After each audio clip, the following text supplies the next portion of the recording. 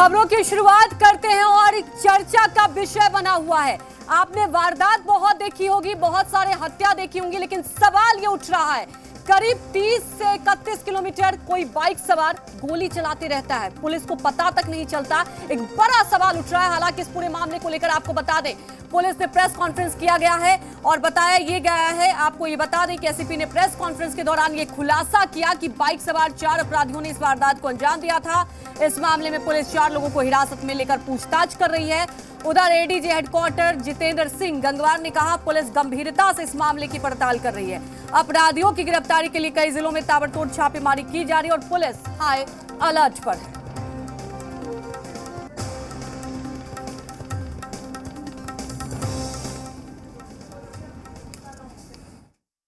तो जो गश्ती गाड़ियाँ थी, 7 गश्ती गाड़ियाँ, उनकी जो इफेक्टिविटी थी उसमें हमने कमी पाई, उसमें लापरवाही पाई और इसके लिए मैंने 7 गश्ती पदाधिकारियों को तत्काल प्रभाव से सस्पेंड कर दिया है और उन पर विभागीय कार्रवाई प्रारंभ करने का आदेश दिया गया है। इसके अलावा कल रात से ही पूरे जिले में हमने नाकेबंदी कर रखी है, बॉर्डर भी सभी सील हैं और सभी थानों की जो सीमा है एक दूसरे थानों से, उसको भी हमने सील करके रखा हुआ है और वहाँ पर लगातार हम लोग इंटेंस व्हीकल चेकिंग कर रहे हैं। हम लोगों ने करीब 5 लोगों को डिटेन किया है रात से और उन लोग से हम लोग पूछताछ कर रहे हैं और ये पूछताछ अभी हमारी जारी रहेगी।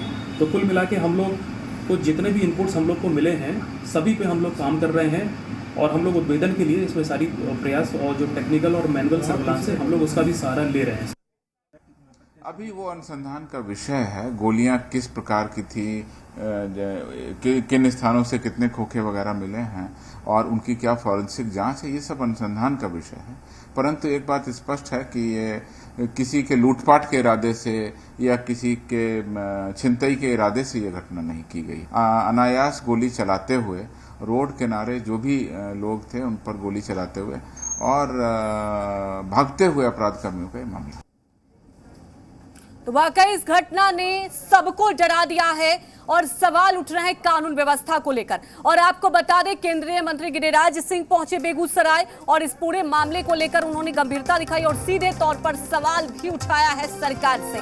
और आपको बता दें, जब वो पहुंचे तो उन्होंने मृतक चंदन के शव को कंधा दिया और घायल लोगों से अस्पताल में जाकर मुलाकात की। इधर फायरिंग के दूसरे दिन भी बेगूसराय में दहशत का माहौल बना हुआ है। लोगों को यह डर सता रहा है कि पता नहीं किलर कब और कहां से सामने आ जाए और ताबड़तोड़ फायरिंग कर फरार हो जाए।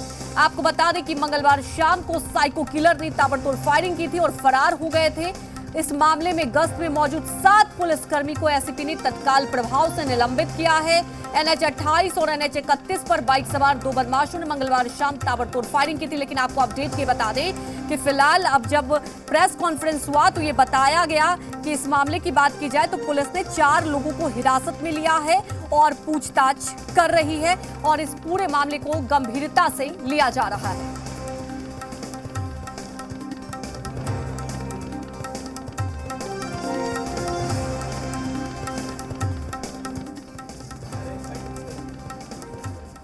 तो देखिए, वहीं इस पूरे मामले को लेकर बिहार की राजनीति चरम पर है।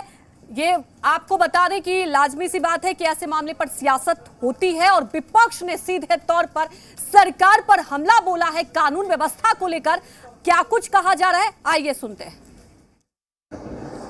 देखिए, बेगूसराय की घटना अपराध की चरम सीमा है और जिस प्रकार से 2 अपराधी सरेआम राष्ट्रीय उच्च पथ पर लगभग 25 से 30 किलोमीटर तक गोलियां चलाते हुए और आम राहगीरों पर गोलियां चलाते हुए निकल गए और जिसमें एक व्यक्ति का दुखद निधन भी हो गया, इससे बड़ा दुर्भाग्यपूर्ण अपराध के क्षेत्र में और कुछ हो ही नहीं सकता है।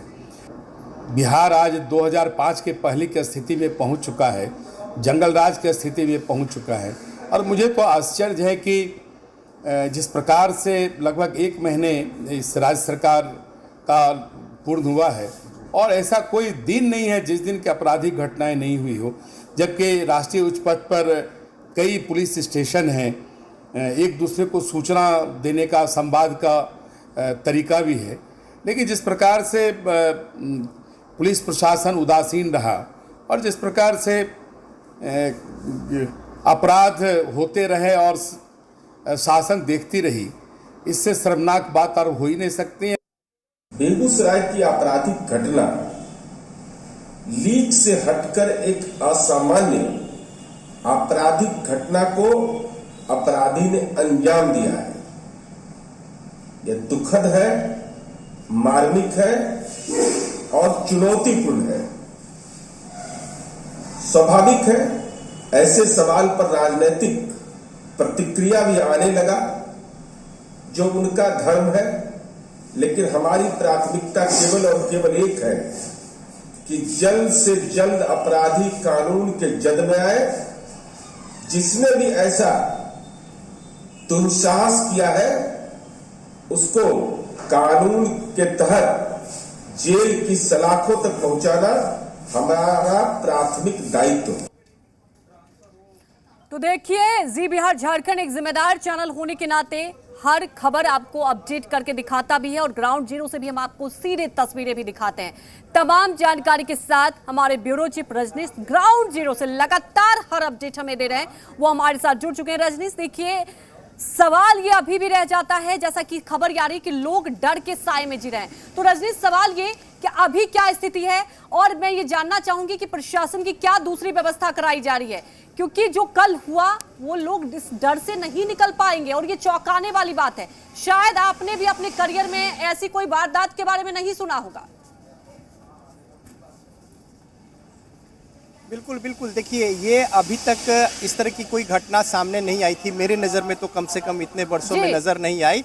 और ये बछवाड़ा जहाँ से गोदरा, जहाँ से घटनाक्रम शुरू हुआ, और तेघरा, इसके बीच में आधारपुर चौक है ये, और इस चौक पे भारी संख्या में पुलिस बल की तैनाती, लेकिन बारिश हुई है तो अभी मंदिर के नीचे शरण ले रखे हैं जो सुरक्षा कर्मी हैं वो। और साथ ही साथ देखिए, यहाँ पे अमूमन फायर फाइटर की गाड़ियाँ नहीं होती हैं, लेकिन फायर फाइटर की गाड़ियाँ जो है वो भी यहाँ पे लगाई गई है एहतियातन। तो चाक चौबंद व्यवस्था की गई है, और जो गोदना है यानी कि बछवाड़ा से लेकर इस जगह तक 3 लोगों को गोली मारी गई, और इसके अलावा यहाँ से आगे अयोध्या चौक और फिर तेघरा तक 2 लोगों को गोली मारी गई। स्थानीय लोग हैं यहाँ पे, उनसे हम जानते हैं किस तरीके का दहशत का माहौल हो गया, किस तरीके से यहाँ पे कल वारदात हुआ और यहाँ पे किस तरह की घटना हुई।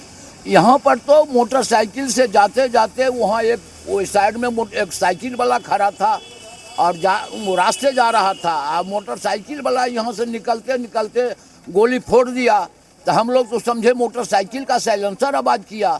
जब रिटर्न होके देखे तो लड़का लोग बोलने लगा गोली छोड़ के भागा, गोली छोड़कर वो उधर से मोटरसाइकिल चला गया और हम लोग देखते रह गए। फिर आगे 2 मिनट में उधर से एक मोटरसाइकिल वाला आया, वो कहता है कि आगे एक मोटरसाइकिल वाला गोली मार दिया गया है। फिर थोड़ा 5 मिनट के बाद एक तीसरा मोटरसाइकिल वाला आया, वो कहता है कि उससे भी आगे एक गोली मार दिया है। ऐसे एवं प्रकार से सब इधर से कुछ आदमी आया, वो बोला जो गोधनों में भी पिरौली में भी गोली मार दिया है। यही हम लोग सुने। तो लगातार लोग दहशत में आएंगे। आप लोग अपने घर में चले गए? बच्चे नहीं, हम लोग तो यहीं थे। बच्चे लोग यहाँ रोड पर जो 2-4 लड़के बच्चे थे ऐसे ऐसे, उन सबको कहे आप लोग जाओ अंदर जाओ, अंदर जाओ, यहाँ मत रहो, रोड पर नहीं रहो, बुरा घटना हो गया, बस यही बात हुआ।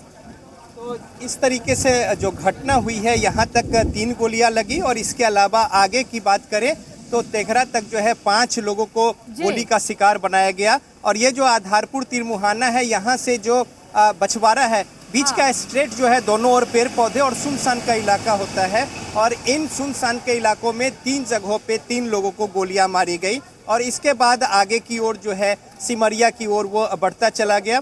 तो कुल मिलाकर जो मेन चौक चौराहा है, जहाँ पे भीड़ भाड़ होती है, वैसे जगहों से बचते हुए उससे थोड़ा पहले या फिर थोड़ा आगे इस तरीके की घटना को अंजाम दिया गया।